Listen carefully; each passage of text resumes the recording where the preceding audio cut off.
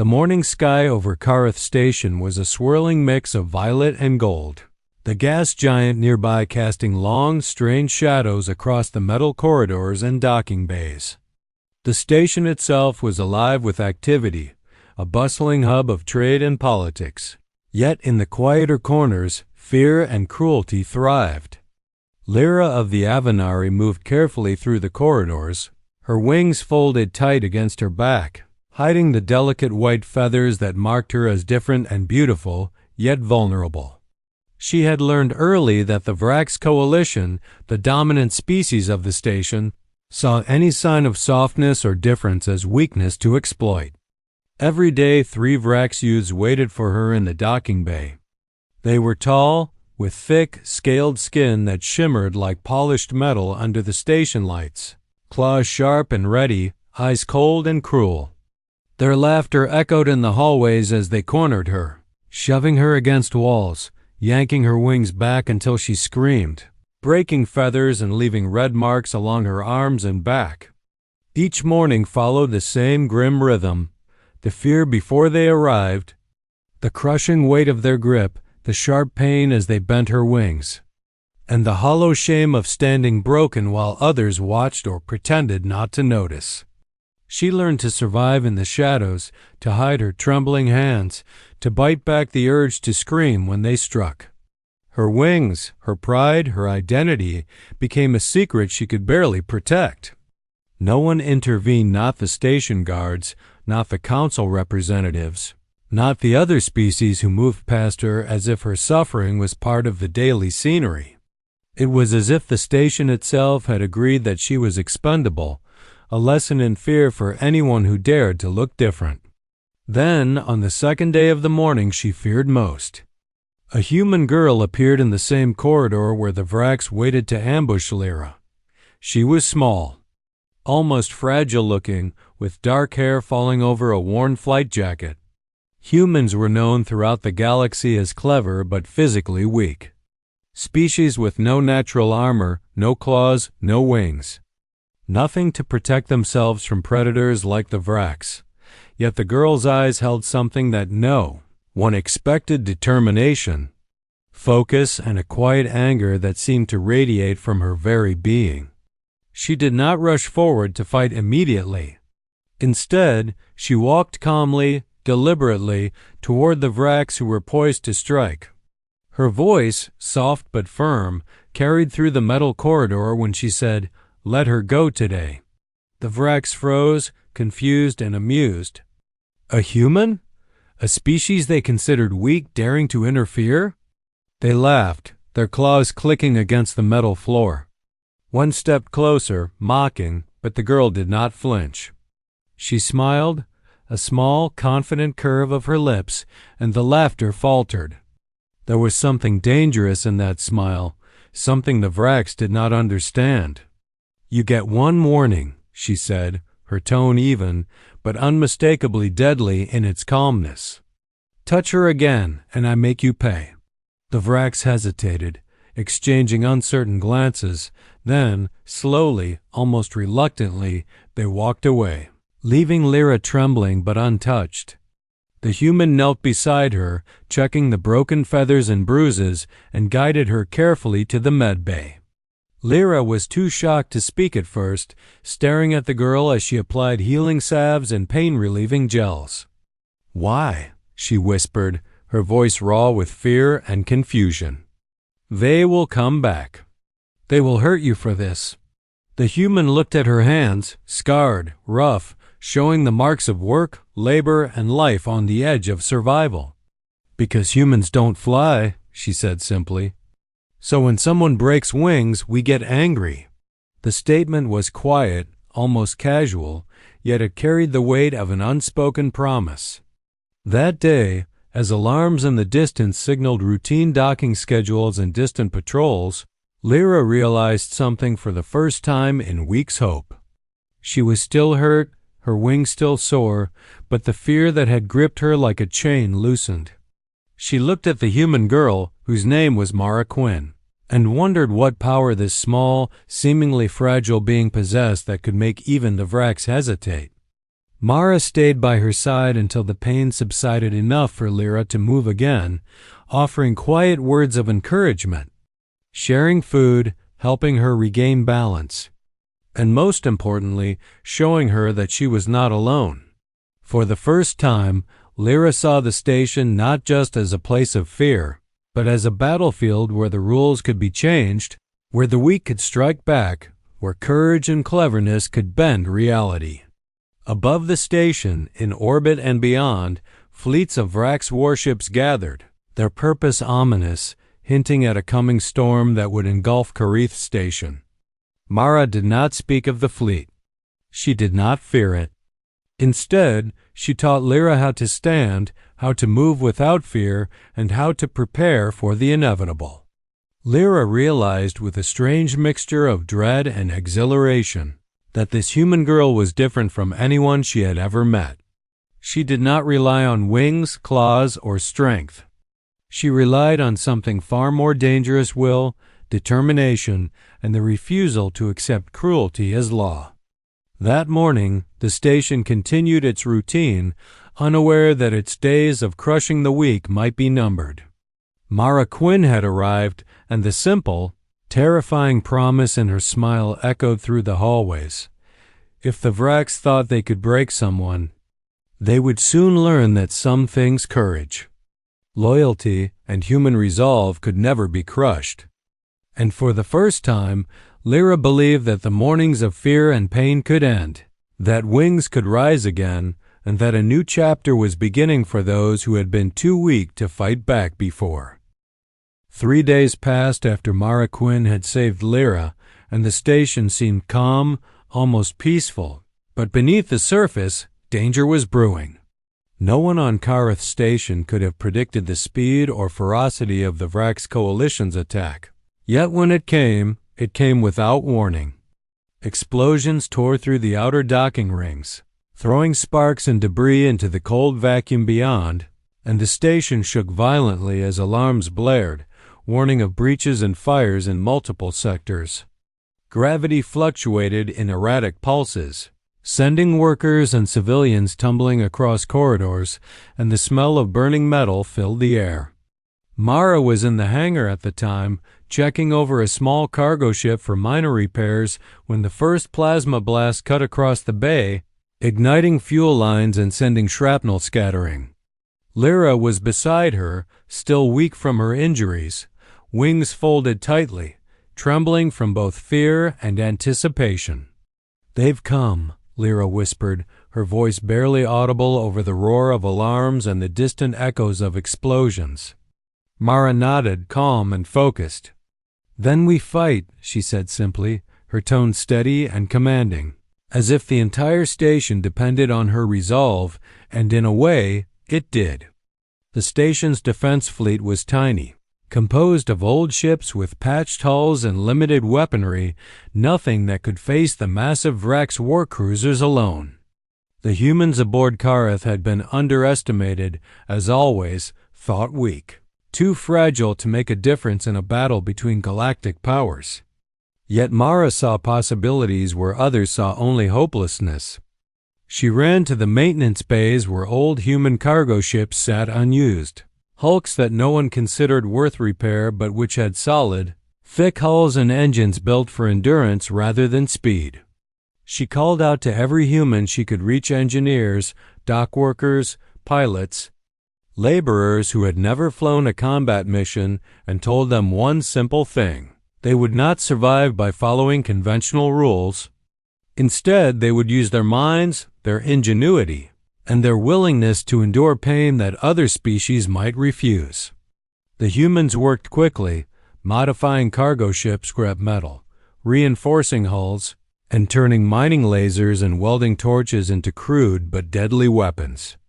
They created improvised missiles from fuel cells and engineered explosive traps to lure Vrax boarding teams into deadly ambushes.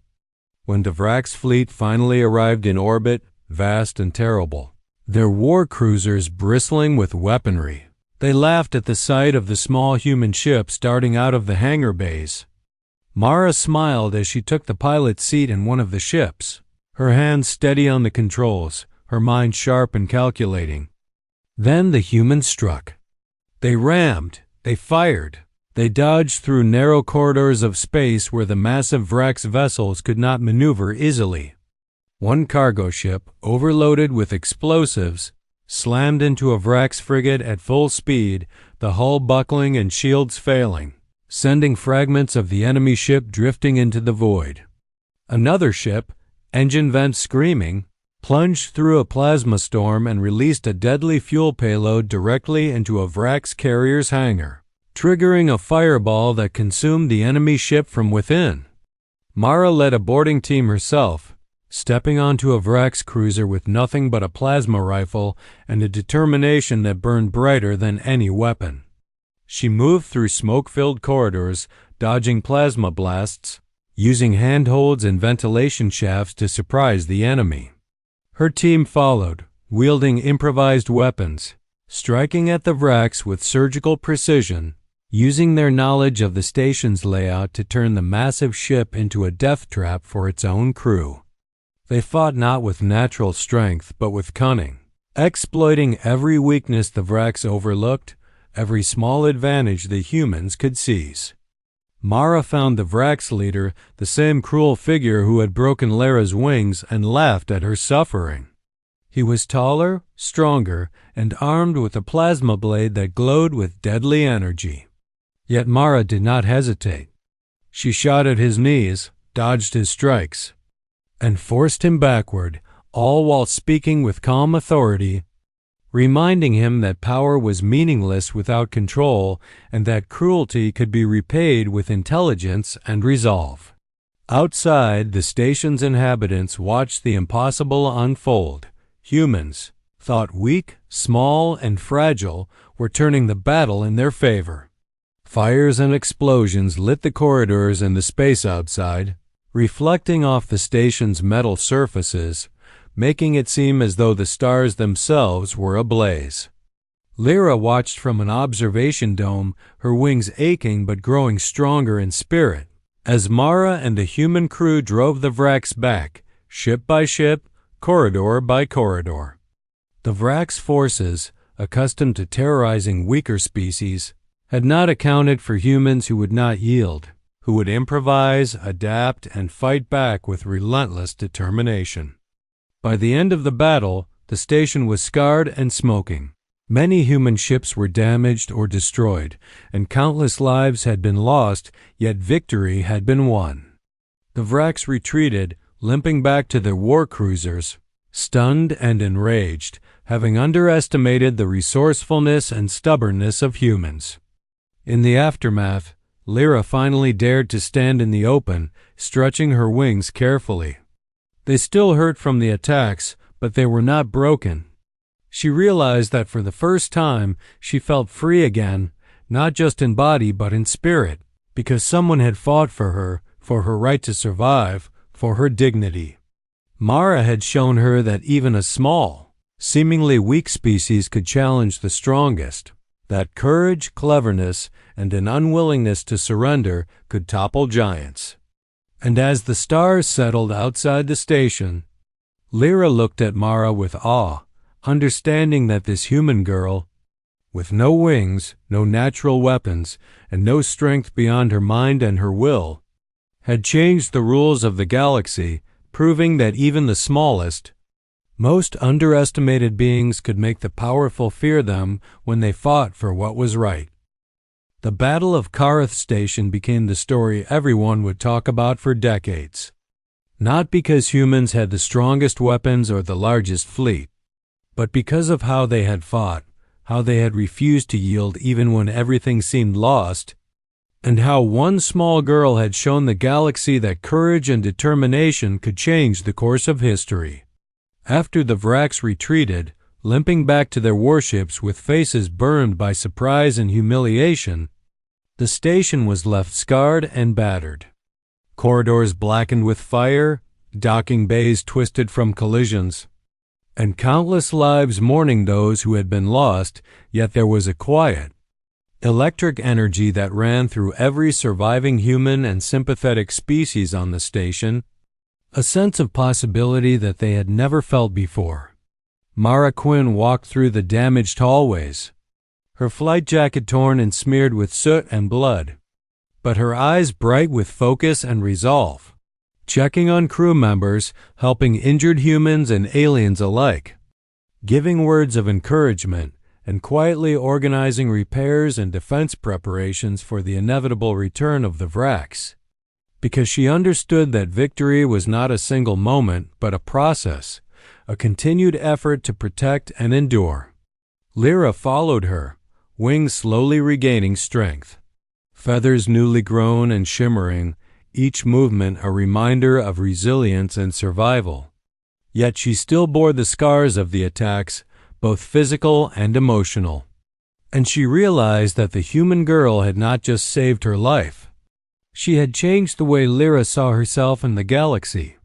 Mara called a meeting of all species aboard Karth Station in the Central Observation Hall, a massive circular room with walls of transparent alloy looking out into the stars, where representatives from different races and factions often debated and bargained, and where fear had usually ruled. But on this day, awe and respect filled the room.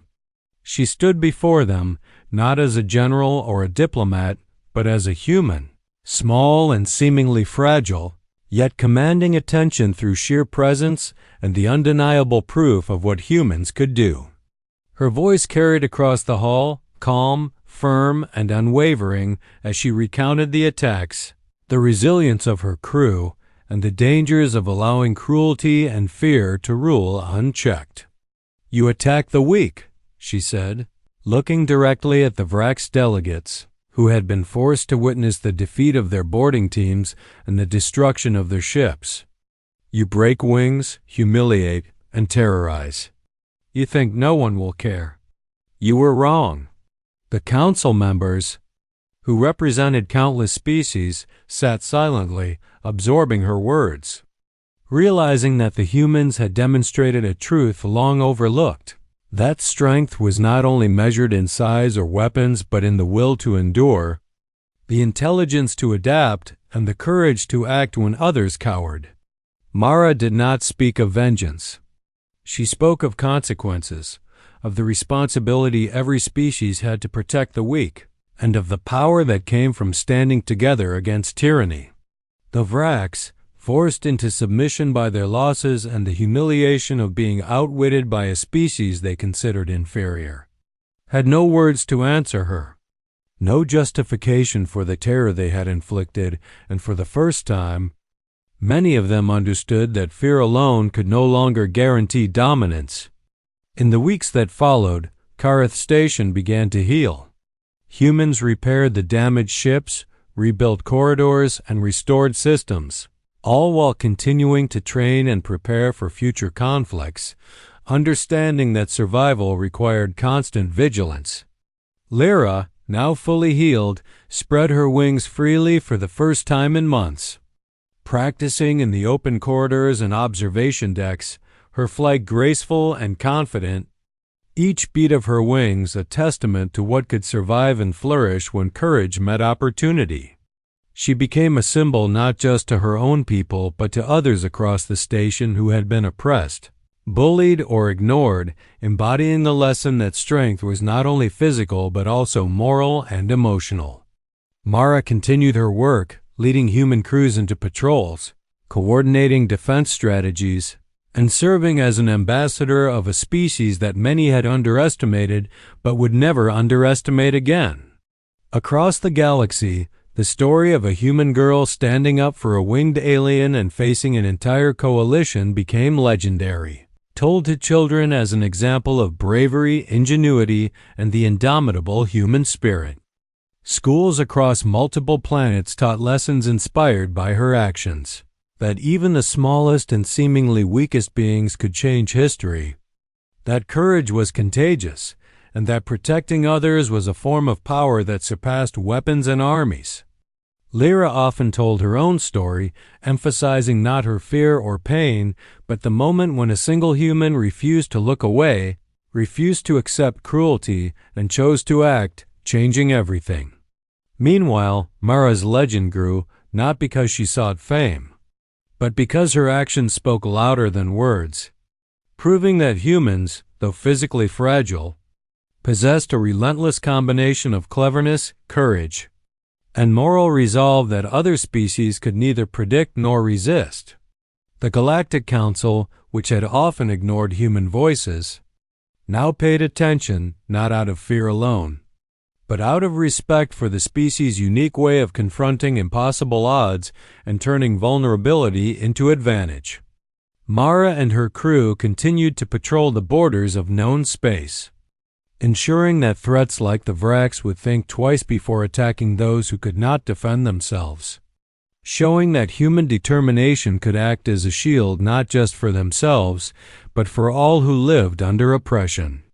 Lyra, now an envoy and ambassador, worked alongside Mara to mediate disputes, prevent conflicts, and teach others the lessons she had learned, that fear and cruelty could be challenged, that resilience mattered, and that small actions, when driven by courage and heart, could ripple across the stars and change the fate of entire civilizations. And though the scars of battle remained on bodies, minds, and ships, the galaxy had learned a new truth. Humans did not fight like any other species. They did not rely on strength or armor, on claws, fangs, or wings. They fought with courage, with ingenuity, with the willingness to endure, and with a deep, unshakable care for one another. That care, that refusal to stand idle while injustice reigned, was a weapon more powerful than plasma cannons, more frightening than fleets of warships, and more enduring than fear itself. And in the end, the galaxy remembered the human girl who had stood beside a broken-winged friend, faced impossible odds, and made the powerful pay for their cruelty, teaching a lesson that would echo for generations, that true strength came not from what one could destroy, but from what one could protect, and that when humans fought for others, no force in the galaxy could stand unchallenged.